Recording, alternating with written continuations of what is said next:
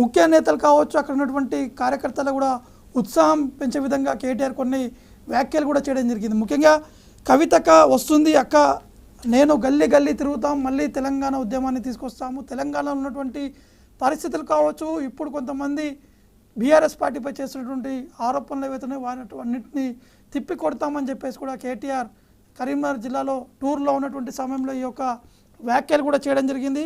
కేటీఆర్ వ్యాఖ్యలతో కరీంనగర్లో ఉన్నటువంటి బీఆర్ఎస్ నేతలు కూడా డైలమాలో పడినట్టు కూడా తెలుస్తుంది. ఎందుకంటే అక్కడ ఉన్నటువంటి సీనియర్ నేతలు కావచ్చు, అక్కడ ఉన్నటువంటి మున్సిపల్ చైర్మన్ కావచ్చు, ఉమ్మడి కరీంనగర్ జిల్లాలో ఉన్నటువంటి అగ్రనేతలు కూడా కాంగ్రెస్ పార్టీ వైపు వెళ్ళాలని కొంత మంతనాలు కూడా జరిగినప్పటికీ కేటీఆర్ చేసినటువంటి వ్యాఖ్యలతోటి కూడా ఒక్కసారిగా వారందరూ డైలమాలో కూడా పడినట్టు కూడా తెలుస్తుంది. ఇక లేటెస్ట్ సమాచారం అందించడానికి కరీంనగర్ నుంచి మా ప్రతినిధి రిషికేష్ లైవ్లో అందుబాటులో ఉన్నారు. ఎస్ రిషికేష్, ఏంటి అక్కడ ఉన్నటువంటి ప్రజెంట్ సిచ్యువేషన్? పార్టీ వర్గాల్లో ఉన్నటువంటి నేతలు ఏం చెప్తున్నారు? పార్టీ మారేందుకు ఆలోచించినటువంటి వారేమంటున్నారు?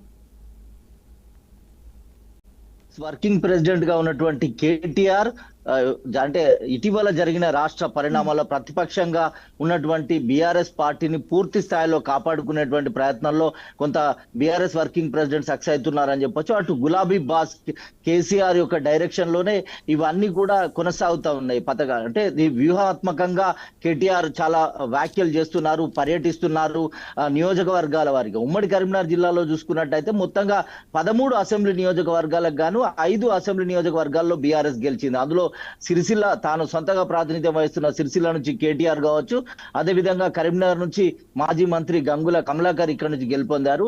ఇంకొకటి హుజురాబాద్, అదేవిధంగా జగిత్యాల నుంచి డాక్టర్ సంజయ్ కుమార్ గెలిచారు. కల్వకుంట్ల సంజయ్ డాక్టర్ అతను కూడా కొరుట్ల నుంచి గెలుపొందారు. ఈ 5గురులో కేవలం డాక్టర్ సంజయ్ కుమార్ మాత్రమే వెళ్ళిపోయారు కాంగ్రెస్ పార్టీకి. దీంతో ఒక రాజకీయ వాతావరణం ఉమ్మడి కరీంనగర్ జిల్లాలో కొద్దిగా మారిందని చెప్పొచ్చు. సంజయ్ సంబంధించినటువంటి విషయం చూసుకుంటే సంజయ్ పార్టీ మారారు, కానీ సంజయ్ అమ్మటి ఉన్నటువంటి కొంతమంది క్యాడర్ కూడా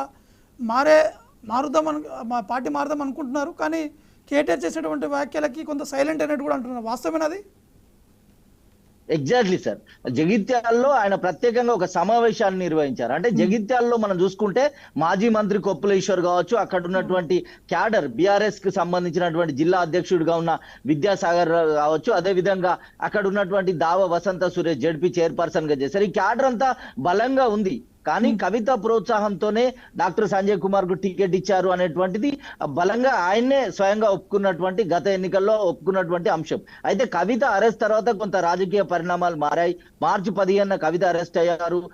ఏప్రిల్ 21న తిరిగి మళ్ళీ సిబిఐ మరోసారి అరెస్ట్ చేశారు. సో ఇట్లాంటి పరిణామాల నేపథ్యంలో కేటీఆర్ కొంత ఉమ్మడి కరీంనగర్ జిల్లా, అంటే ఆయన ప్రాతినిధ్యం వహిస్తున్నటువంటి ఈ ప్రాంతంలో 2-3 దఫాలుగా ఇక్కడ పర్యటించారు. ప్రధానంగా జగిత్యాలలో పర్యటించి జగిత్యాల జిల్లా ప్రజానికానికి తానున్నానంటూ కవితక్క కూడా వస్తారు. గల్లీ గల్లీ తిరిగి మనం మళ్ళీ ఇక్కడ జగిత్యాల్లో బీఆర్ఎస్ జెండాను ఎగరేద్దాం అనే ఒక జోష్ ను ఆయన చెప్పేటువంటి ప్రయత్నం చేశారు. అదేవిధంగా ప్రాజెక్టుల బాట పేరుతో ఉమ్మడి కరీంనగర్